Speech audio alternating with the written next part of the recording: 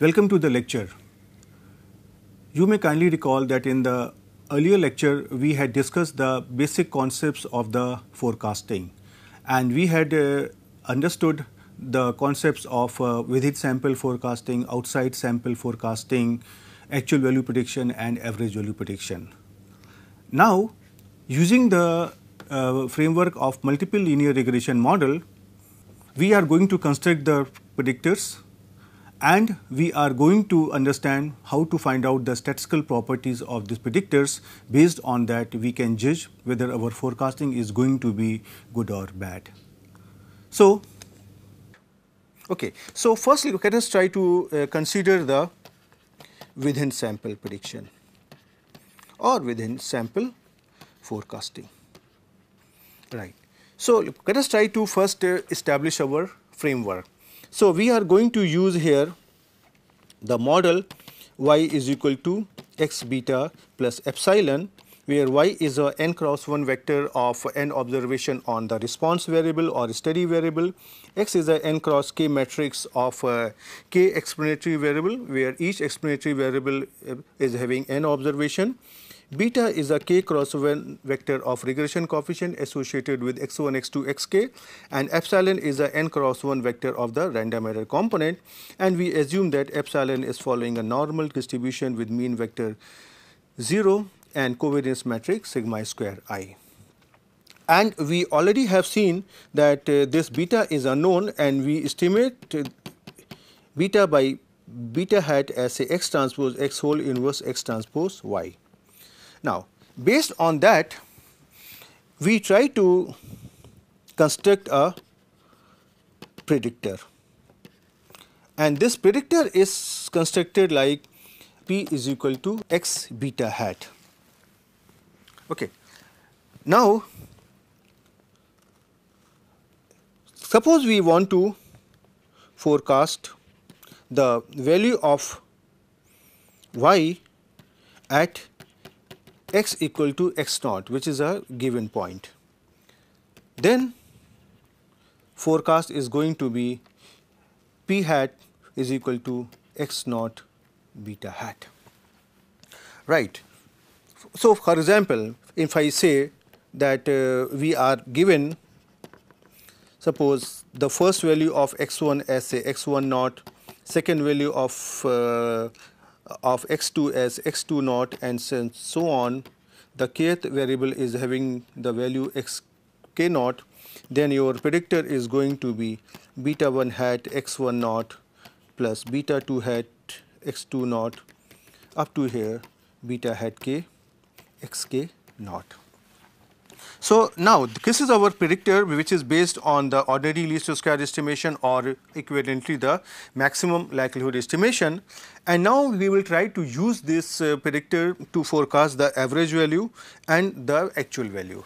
So first of all, we consider the forecasting of average value, expected value of y. Okay. So in this case, we are going to use the predictor as say p is equal to x beta hat.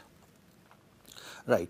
So now I would like to know the statistical properties and performance of this predictor when it is used for forecasting an average value. Okay. So in the first step, we try to find out the prediction error, or this is called forecasting error. You see, we are using here the terminology prediction and forecasting exactly on the same line. There is some minor difference between the two, but we are not going into that detail. Okay. So this prediction error is given by p minus expected value of y. And if you try to see, this is based on the same concept as in the case of an estimation error. For example, when we are trying to estimate a parameter theta by theta hat, then we try to find out the estimation error as theta hat minus theta. Okay. So, similarly here also we are trying to know the value of expected value of y using p. So, if we try to simplify it, this is nothing but x beta hat minus x beta, and which is x beta hat minus beta, and this is nothing but your x transpose x whole inverse x transpose epsilon, and this is nothing, this is in our symbolic notation, this is h epsilon, where h is our hat matrix given by x transpose x inverse x transpose. Now, based on that, we try to first see whether this is an unbiased predictor or not.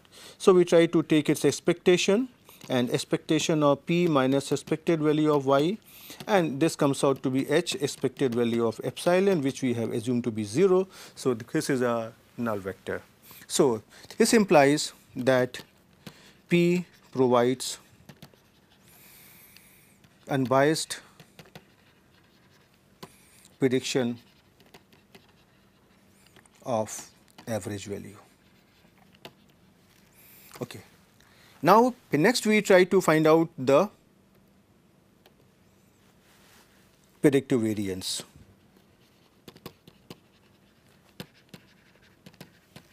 And this is defined as say PV, and I am writing here M means mean value. Okay. So, the predictive variance for P forecasting the mean value, this is given by expected value of P minus expected value of Y transpose P minus expected value of Y. Okay. So, this value we already have found, this is expected value of epsilon transpose H into H epsilon, which is expected value of H is an idempotent matrix. So, this is S epsilon transpose H epsilon, and this quantity is nothing but sigma square trace of H, and trace of H is nothing but K, sigma square times K, right. So, this is our predictive variance when P is used for predicting the average value. Now, we observe that this predictive variance depends on sigma square that is usually unknown in practice. So, an estimate of predictive variance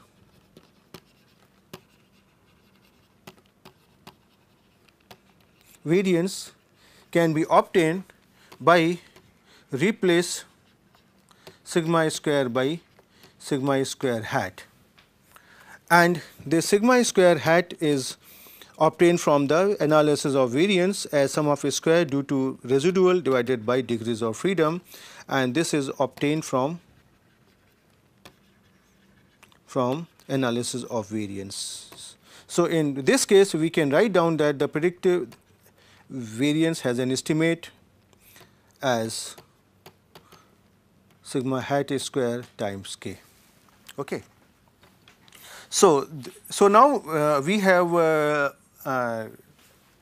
described here a predictor, we have obtained its prediction error, and we have shown that it will provide us unbiased prediction, and its predictive variance is given by sigma square K, and this can be estimated on the basis of given sample of data using sigma hat square K, right. Now, in case if you want to have the prediction interval, then the prediction interval can be obtained as follows. We will have here two cases when sigma square is known. Then in this case we know that P minus expected value of Y divided by standard error of P, this follows a normal 0 1. Okay. So, now based on that we can write down here probability that minus z alpha by 2 P minus expected value of Y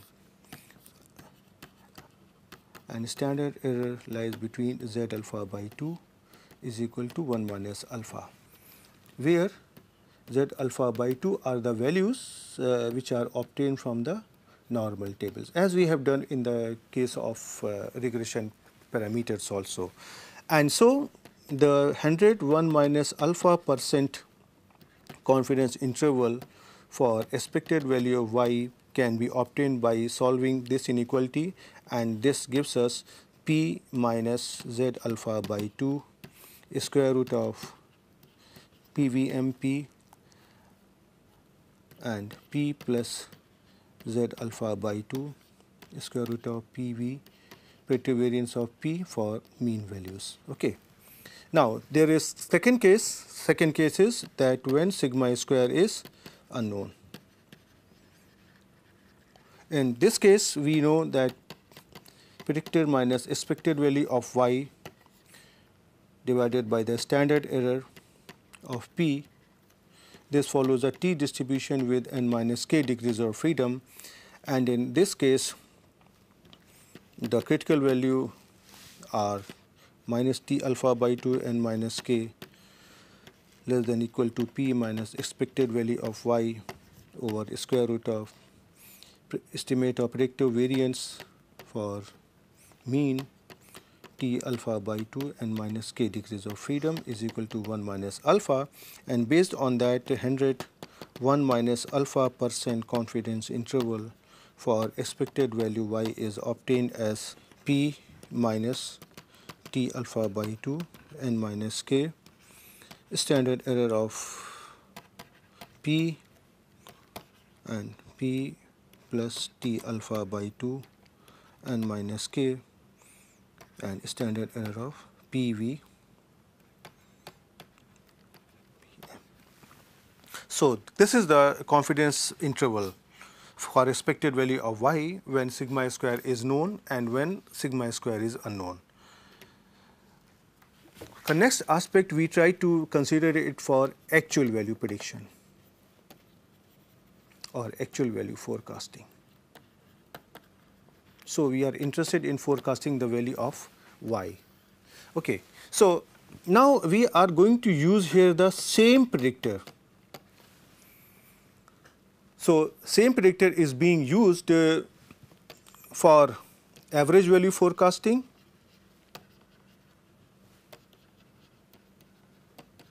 and as well as this is being used for the actual value forecasting. So, this is actually called as dual nature of predictor.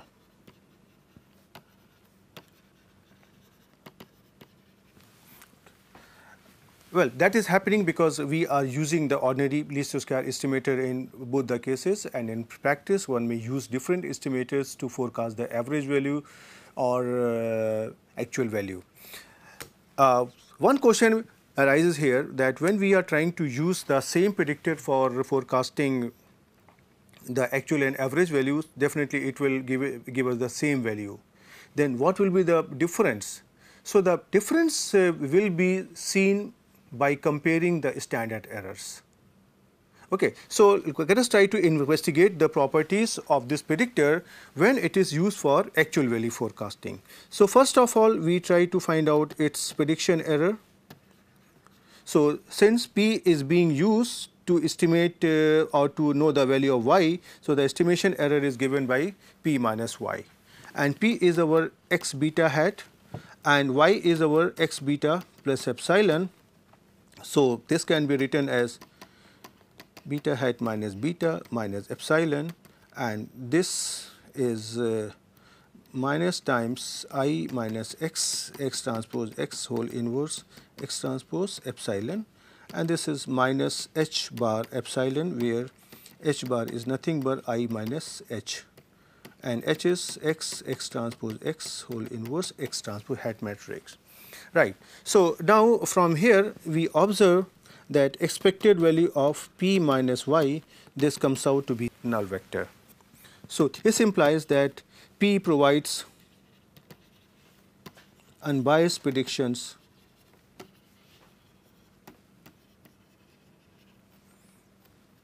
when used for actual value forecasting. Okay. And next we try to find out the predictive variance. So, predictive variance in this case, let us try to write down here as say A. A means actual. So this will be expected value of P minus Y transpose P minus Y, and this is nothing but your expected value of epsilon transpose H bar into H bar epsilon, and this is nothing but expected value epsilon H bar epsilon, because H bar is an idempotent matrix, and this quantity is nothing but sigma square trace of H bar, which is sigma square n minus k. Okay.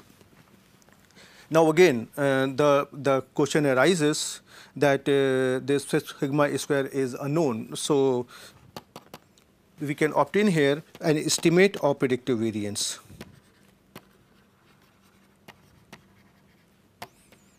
So this can be obtained by just replace sigma square by sigma square hat, and that is obtained from the analysis of variance as sum of square due to residual divided by the quantity n minus k, right. So in this case an estimate of predictive variance of P when it is used for actual value turns out to be sigma hat square times n minus k, right. Next we try to obtain the prediction interval. In this case can also be obtained exactly as in the case of average value forecasting, and we will have here two cases. When sigma square is known, then in this case the prediction or forecasting interval turns out to be P minus Z alpha by 2 P predictive variance of P for actual value, and P plus Z alpha by 2 standard deviation of P when it is used for actual value, and the second case will be when sigma square is unknown. And in this case this prediction interval is T distribution with n minus k degrees of freedom, and this will be standard error of P when it is used for actual value, and P plus T alpha by 2 n minus k, standard error of PV of P when it is used for actual value prediction. Now another interesting question comes here, that we are using this P for making a forecast for average value as well as for the actual value. So in case if we try to compare it, that P is, then we can say that P is better for predicting expected value of Y than predicting the actual value Y, when the predictive variance of P when it is used for forecasting mean value is smaller than the predictive variance of P when it is used for actual value, and this gives us or k less than n minus k, or I can say this n is greater than 2k. So that means this is the total number of observation should be greater than twice the number of explanatory variables. So that's a very simple condition under which we can know that that the same predictor is going to perform how, under which type of condition. Right. Okay. So we stop here, and in the next lecture we will try to concentrate on the outside sample prediction under a similar setup, and we will try to take one example where we would like to see how does these values comes out and how do we take an inference on them. Till then, goodbye.